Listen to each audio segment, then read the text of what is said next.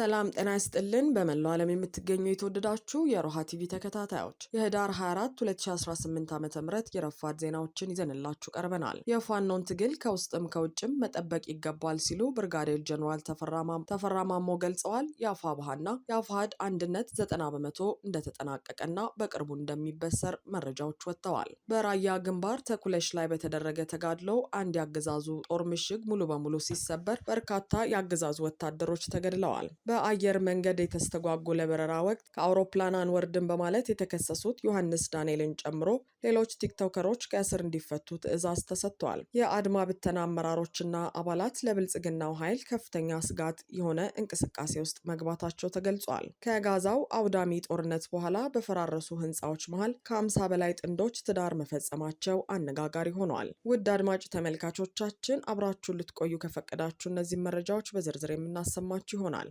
የሮሃ ቲቪ ወቅታዊና ሀቀኛ መረጃዎች እንዲደርሷችሁ ቻናሉን ሰብስክራይብ፣ ላይክ እና ሼር በማድረግ አሁኑኑ ቤተሰብ ይሁኑ።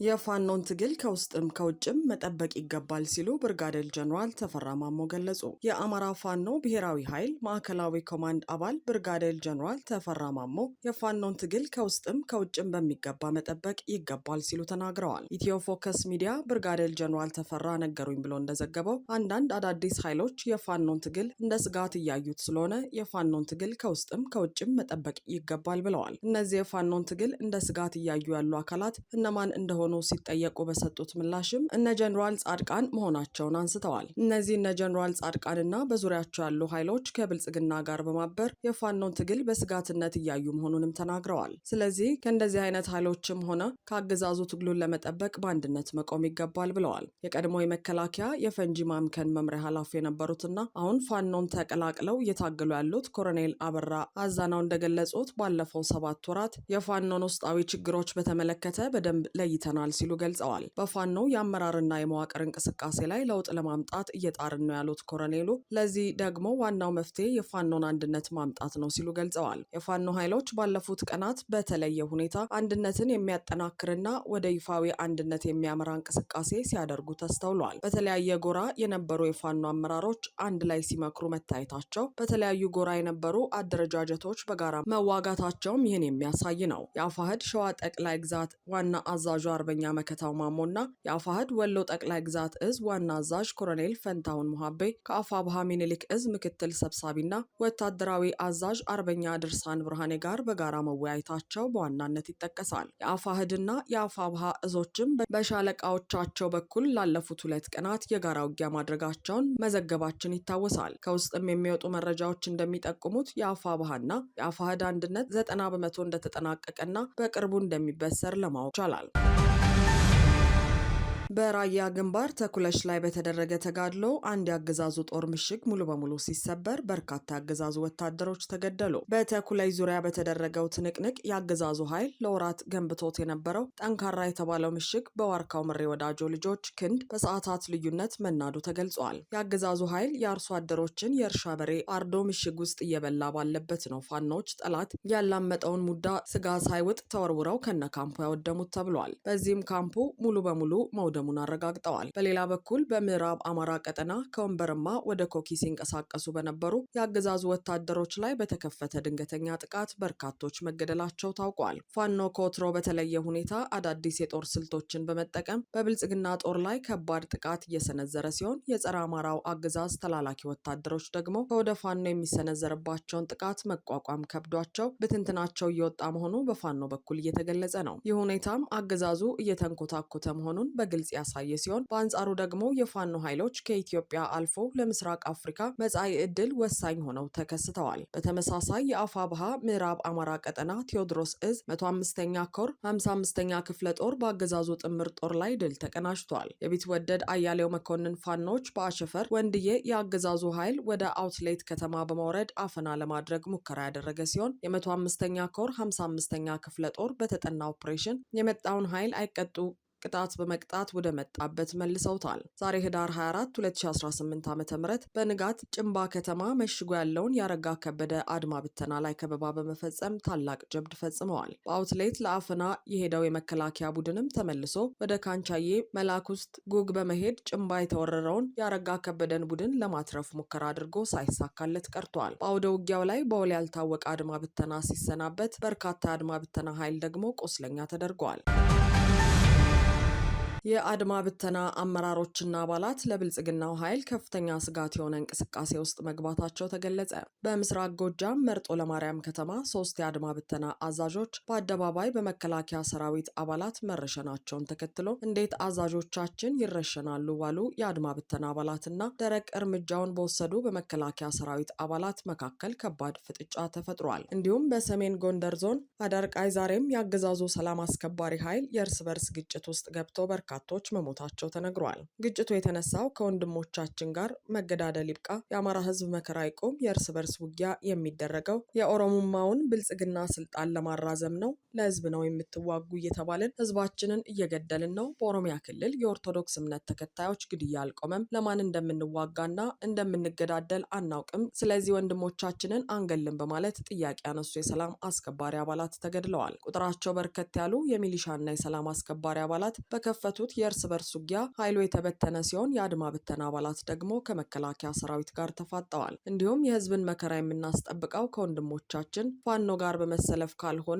ከብልጽግና መንግስት ተለጥፈን እንዳልሆነ በአርሲ የተጨፈጨፉት አማራዎች በቂ ምስክር ናቸው ያሉ የሚሊሻ አባላት በደባርቅ መታሰራቸው ተሰምተዋል። በአደርቃይና ዛሬማ አጅሬ ጃኖራ የተዋቀረው የብአዴን ሰራዊት ባደረገው የእርስ በርስ ተኩስ ልውውጥ አብዛኛው መበተኑ ተረጋግጧል። አገዛዙ ብልጽግና በሰሜኑ ጦርነት ስልጣኑን ከመነጠቅ ከታደግነው በኋላ እንድንፈርስ ነው ያደረገን። ያን ውለታ ዘንግቶ አሁን ላይ ደግሞ ከህዝብ ጋር ጦርነት እንድንገጥም አድርጎናል በሚል የአገዛዙን ካድሬ የሞገቱ የአድማ ብተና አባላት ደግሞ በባህር ዳር በድብቅ መታሰራቸው ታውቋል። በደብረ ታቦር ከ35 በላይ የአድማ ብተና አባላት የአገዛዙን የጅምላ ጭፍጨፋ በመቃወማቸው ብቻ ዘብጥያ እንዲወርዱ ተደርገዋል። እነዚህ 35 የአድማ ብተና አባላት ከዚህ በፊት ለዞኑ ካድሬዎችና ወታደራዊ አዛዦች ጠንከር ያለ አስተያየት በመሰንዘራቸው መታሰራቸውን የተነገረው እኛ አማራን እየገደልን እንዴት ለአማራ ህዝብ እየታገላችሁ ነው እንባላለን? እኛ እየታገልን ያለነው ለመንግስት ወንበር መጽናት ነው በሚል ካድሬዎቹንና ወታደራዊ አመራሮቹን በአጽንኦት ሞግተዋል። ነገ ፋኖን ብናሸንፍ አብይ አህመድ እኛን ያጠፋናል፣ ይህ እንደሚሆን ደግሞ የሰሜኑ ጦርነት አስተምሮናል በማለት ሀሳባቸውን የገለጹ የአድማ ብተና አባላት በደብረ ማርቆስ መታሰራቸው ተረጋግጧል። ሁሉም በሆዳችን በመገዛት ህዝባችን ሎሌ ማድረግ ይብቃ ያሉ የአድማ ብተና አባላት መበራከታቸውን ተከትሎ የክልሉ ብአዴን ጭንቅ ውስጥ ገብቷል ተብሏል። ይህን ኮምጠጥ ያለ ጥያቄ ለአረጋ ከበደ ያቀረቡት በደብረ ማርቆስ ከተማ ስምሪት የተሰጣቸው የአድማ ብተና አባላት ሲሆኑ አዳሩን ተሰውረው አድረዋል ነው የተባለው። የአብይ አህመድ አሊ አገዛዝ ለክልሉ ህዝብ የማይበጅ ጅምላ ጨፍጫፊ መሆኑን የተረዱ የአድማ ብተና አመራርና አባላት እየተለቀሙ በመታሰራቸው ደግሞ በሰራዊቱ በኩል ጠንከር ያለ ተቃውሞ ተነስቷል። የአድማ ብተናው የተቃውሞ እንቅስቃሴ መስፋፋቱ ደግሞ አገዛዙን አስፈርቷል።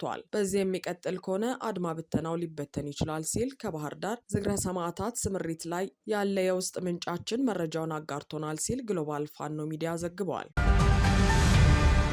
ከአየር መንገድ በተስተጓጎለ በረራ አንወርድም በማለት የተከሰሱት ዮሐንስ ዳንኤልን ጨምሮ ሌሎች ተከሳሾች ከእስር እንዲፈቱ ትዕዛዝ ተሰጠ። የፌዴራል ከፍተኛ ፍርድ ቤት አንደኛ ልዩ ልዩ ከባድ ወንጀል ችሎት ከኢትዮጵያ አየር መንገድ ደህንነት ጋር ተያይዞ በወንጀል የተከሰሱት እነ ዮሐንስ ዳንኤል ወይም ጆን ዳንኤልን ጨምሮ ሌሎች ተከሳሾች በእስራት እንዲቀጡ በወሰነው ውሳኔ የታሰሩት በቂ ስለሆነ ከእስር እንዲፈቱ ትዕዛዝ ሰጥቷል። የፍትህ ሚኒስቴር የተደራጁና ድንበር ተሻጋሪ ጉዳዮች አቃቤ ሕግ በዮሐንስ ዳንኤል፣ አማኑኤል መውጫ፣ ናትናኤል ወንድወሰን፣ ኤልያስ ድሪባና የዲዲያ ነጻነት ላይ በነሐሴ 16 2016 ዓ.ም ምሽት ላይ ከአዲስ አበባ ከተማ ወደ መቀለ ከተማ ለመጓዝ አውሮፕላኑ ለበረራ ዝግጁ ቢሆንም የአየር ሁኔታ ለበረራ አዳጋች በመሆኑ በረራው ቢደረግ የሚያደርሰውን ከባድ አደጋ ለመከላከል ጉዞ ተሰርዞ መንገደኞቹ ከአውሮፕላኑ እንዲወርዱ ሲነገራቸው በረራው በግድ መደረግ አለበት አንወርድም በማለት ቀሪ ተሳፋሪዎችም እንዳይወርዱ በመከልከል አሳድመዋል በሚል ክስ አቅርቦባቸው ነበር። ነበር። በተጨማሪም አቃቤ ሕግ አንደኛ ተከሳሽ ጆን ዳንኤል ላይ በሶስተኛ ክስ የኮምፒውተር ወንጀል ለመቆጣጠር የወጣውን አዋጅ ስር የተመለከተውን ድንጋጌ በመተላለፍ ክስተቱን በቲክቶክ የማህበራዊ ሚዲያ በተንቀሳቃሽ ምስል ቀርጾ በቀጥታ ስርጭት ማስተላለፍ የሚል ክስ አቅርቦበት ነበር። ተከሳሾቹ በተከሰሱበት የህግ አንቀጽ ጥፋተኛ የተባሉ ሲሆን ችሎቱ በዛሬው ዕለት የአቃቤ ሕግን የቅጣት ማክበጃና የተከሳሾችን የቅጣት ማቅለያ መርምሮ ውሳኔ አሳልፈዋል። በዚህም ተከሳሾቹ የተከሰሱበት የህግ አንቀጽ ቀላል እስራትን የሚያስከትል በመሆኑ አንደኛ ተከሳሽ በ1 ዓመት ከ4 ወር፣ ሁለተኛ፣ ሶስተኛና ስድስተኛ ተከሳሾች በ8 ወር እንዲሁም አራተኛ ተከሳሽ በ10 ወር እስራት እንዲቀጡ ወስነዋል። በመሆኑም ተከሳሾቹ በእስር ላይ የቆዩበት ጊዜ ተሰልቶ ተከሳሾቹ እንዲፈቱ የፌዴራል ከፍተኛ ፍርድ ቤት አንደኛ ልዩ ከባድ ወንጀል ችሎት ውሳኔ ማሳለፉ ተዘግበዋል። ከጋዛው አውዳሚ ጦርነት በኋላ በፈራረሱ ህንፃዎች መሃል ከ50 በላይ ጥንዶች ትዳር መፈጸማቸው አነጋጋሪ ሆነዋል። በጦርነት በወደመችው ጋዛ ሰርጥ ውስጥ በፈራረሱ ህንፃዎች መሃል በተደረገው የህብረት ሰርግ 54 የሚሆኑ ጥንዶች ትዳር እንደፈጸሙ ተሰምተዋል። ይህም ለ2 ዓመታት ከእስራኤል ጋር ከተደረገው አስከፊ ጦርነት በኋላ የታየ ብርቅዬ የተስፋ ብልጭታ ነው ተብሎለታል። ሰርጎች የፍልስጤም ባህል ቁልፍ አካል ቢሆኑም በጦርነቱ ወቅት ግን በጋዛ ውስጥ ብርቅ ሆነው ነበር። ምንም እንኳን ሰርጎቹ ቀደም ሲል ይደረጉ እንደነበሩት ደማቅ ስነ ስርዓቶች ባይሆኑም አሁን በእስራኤልና ፍልስጤም መካከል በተደረሰው የተኩስ አቁም ስምምነት ምክንያት ባህሉ እንደገና እያንሰራራ መሆኑ ተጠቁመዋል። ከጥንዶቹ መሃል አንዷ ኢማን ሐሰን ላዋ በሰጠችው አስተያየት ምንም እንኳን ያ ሁሉ ነገር ቢፈጠርም ዛሬ አዲስ ህይወት እንጀምራለን፣ እንደ ፈጣሪ ፍቃድ የጦርነቱ ፍጻሜ ይሆናል ስትል የተሰማትን ትናገራለች። ከጥንዶቹ መሃል ሌላኛው አስተያየት ሰጪ ሂክመት እኛም እንደሌላው ዓለም ደስተኛ መሆን እንፈልጋለን፣ ድሮ ቤት መስራትና እንደ ማንኛውም ሰው መሆንን አለም የነበረ ቢሆንም ዛሬ ግን ህልም የምኖርበት ድንኳን ማግኘት ነው ብለዋል። ህይወት ወደ መደበኛ ሁኔታ መመለስ ጀምራለች ያለው አስተያየት ሰጪው ነገር ግን ተስፋ እንዳደረግነው አይነት አይደለም ሲል አክለዋል። ኢማንና ሂክሜትን ጨምሮ አብዛኛው የጋዛ 2 ሚሊዮን ነዋሪዎች በጦርነቱ መፈናቀላቸውን የከተሞች አካባቢ ሙሉ በሙሉ በሚባል ደረጃ እንደጠፉ የቲአርቲ መረጃ ያመላክታል። የእርዳታ እጥረትና እልቂት የህዝቡን የዕለት ተዕለት ህይወት አስቸጋሪ እንዳደረገውም ዘገባው አክለዋል። በደቡባዊቷ ካን ዩኒስ ከተማ ብዙ ህዝብ የፍልስጤምን ባንዲራ እያውለበለበ ደስታውን ቢገልጽም የሰርግ ስርዓቱ ግን በጋዛ እስካሁን ባልጠፋው ቀውስ ምክንያት ድባቡ ቀዝቅዞ እንደነበርም ተመላክቷል። ዝግጅቱ ስፖንሰር የተደረገው አልፋሬስ አልሻሂም የተባለው የእርዳታ ድርጅት ዝግጅቱን ከማካሄዱ በተጨማሪ ጥንዶቹ አብረው ህይወታቸውን እንዲጀምሩ የተወሰነ የገንዘብ ድጋፍና ሌሎች ቁሳቁሶችን ማበርከቱንም ዘገባው አክሏል። አድማጭ ተመልካቾቻችን የሰዓቱ የሮሃ ቲቪ ዜናዎች የተከታተላችኋቸውን ይመስሉ ነበር። አብራችሁን ስለነበራችሁ ከልብ እናመሰግናለን። ሰላም።